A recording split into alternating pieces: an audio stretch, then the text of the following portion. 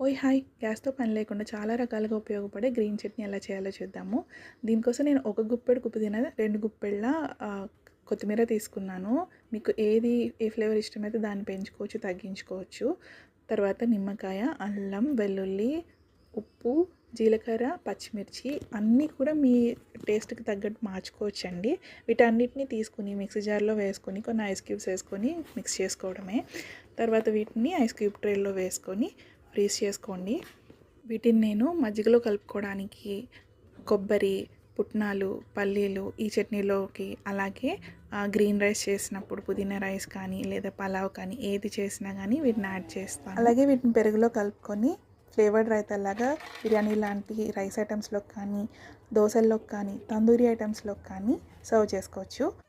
అట్లు, చపాతీలు దేనితో కలిపి వండుకున్నా, వడ్డించుకున్నా కానీ రుచి అయితే మాత్రం అద్భుత.